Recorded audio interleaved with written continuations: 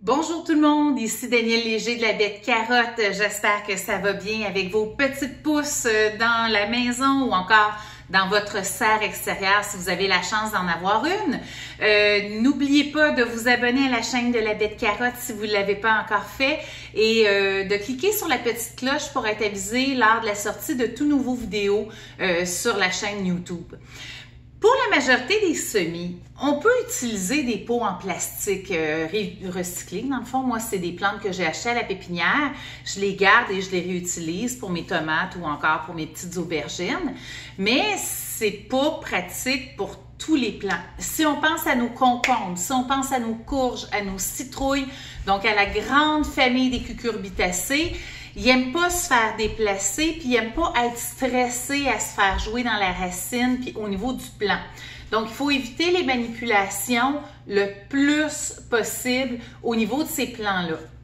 Donc, il nous faut soit des godets biodégradables en coco ou en tourbe qu'on va acheter à la pépinière, mais moi, vous me connaissez, j'essaie d'utiliser ce que j'ai à la maison et ne pas dépenser inutilement. Donc, on peut aussi fabriquer, comme je viens de le montrer, des godets en papier journal. Il y a plusieurs démonstrations, plusieurs vidéos qui sont faites sur le sujet. J'en ai essayé au fil du temps, puis je vais vous présenter aujourd'hui ma recette qui tient bien pour pouvoir planter nos courges et nos concombres sans problème au jardin. Et on n'oublie pas, on les part pas trop vite.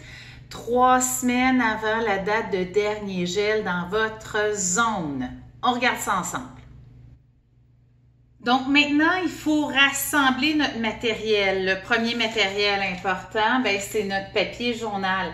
Je vous dis tout de suite d'avance, les encres qui sont utilisées, c'est pas vrai que c'est des produits chimiques. Depuis moultes années, ça fait depuis près de 40 ans, les encres utilisées, c'est des encres végétales. C'est sûr que si vous avez la chance d'avoir de l'impression noir et blanc, c'est encore mieux, mais les papiers couleurs comme ça, de journaux, ça fait l'affaire. N'utilisez pas de papier à imprimante, OK? Ce papier-là, ça a été très chloré, très peroxydé, tandis que le papier journal, très peu ou voire même pas du tout. Donc, prenez vraiment du papier journal. On en reçoit à nos boîtes aux lettres bien souvent. Donc, c'est le matériau de prédilection à utiliser.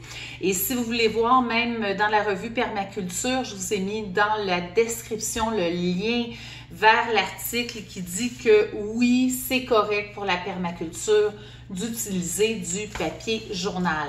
Si vous avez des retailles de papier craft à la maison, donc le papier brun non blanchi, c'est encore mieux. Vous pouvez utiliser ce matériau-là. Après ça, qu'est-ce qu'il nous faut? Tout dépendant de la taille de votre godet, moi je les mets dans des anciennes boîtes Oasis, il va falloir tailler notre journal, donc une paire de ciseaux, c'est bien pratique. Vous allez avoir besoin de pots en plastique, des pots de cottage ou encore des pots comme moi j'utilise des 2 litres de jus d'orange ou des pots Oasis comme ça. L'avantage de ces pots-là, c'est que nos courges vont pouvoir développer une racine sur le long et c'est ce qu'on veut lorsqu'on va les mettre au jardin. Donc, on leur laisse de la place pour se développer quand notre contenant est sur le long. Donc, quelque chose à réfléchir à ce niveau-là. Il nous faut, après ça, un contenant cylindrique qui va être notre moule pour notre papier journal pour faire notre godet, qui rentre, bien entendu, dans notre contenant principal imperméable. Donc ça, moi je vais prendre une bonbonne comme ça, mais une bouteille de vin, une bouteille assez rigide, de n'importe quoi, peut faire l'affaire tant que ça rentre dans notre godet principal dans lequel on va mettre nos semis. Et la dernière chose, c'est ma colle que moi je rajoute dans ma recette, ma colle biodégradable. Je vous montre la recette à l'instant. C'est ce qui permet de bien tenir notre papier ensemble pour fabriquer notre godet.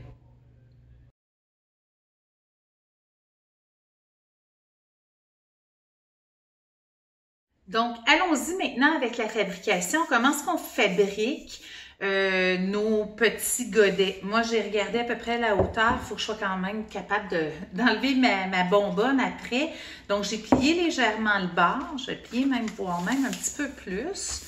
Je vais coller cette portion-là avec ma colle maison. Donc, j'en mets un petit peu d'un côté, j'en mets un petit peu de l'autre côté avec mon petit pinceau. Si vous n'avez pas de pinceau, vous pouvez prendre un bâton de popsicle ou des baguettes de bois là, ou une fourchette en plastique. Ça fait bien l'affaire. Donc, je mets ça comme ça pour que ça colle bien. Je vais prendre ma bonbonne et ne serrez pas trop. Les premiers que j'ai faits là, dans ma vie, je les serrais, mais je n'étais plus capable d'enlever mon moule après. Donc, ne serrez pas trop là, pour être capable de le retirer. Je le mets un petit peu plus haut. Je laisse à peu près un pouce là, à la base de mon papier, à la base de mon moule, pour être capable de le replier après ça en dessous puis faire mon fond de godet. Donc, je place ma bonbonne. Je vais la rouler avec le papier sans trop serrer pour être capable de la retirer tantôt.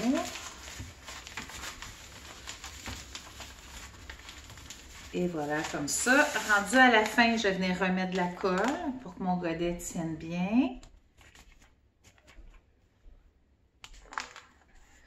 Et je le ferme. Donc ça, c'est ma première étape. Après ça, je vais venir fermer mon fond. Donc, ce que je vais faire, je vais plier. Je vais mettre un petit peu de colle ici. Je vais replier. Et la même chose avec le dernier ici, je vais venir mettre de la colle et je vais replier. Je mets de la colle, je vais même en mettre là parce qu'il ne peut pas tenir, lui. Donc, vous pouvez en mettre entre les épaisseurs. J'ai comme 2 bonnes épaisseurs de papier ici. Vous pouvez en mettre 2, 3 là, sans problème. Donc, je replie.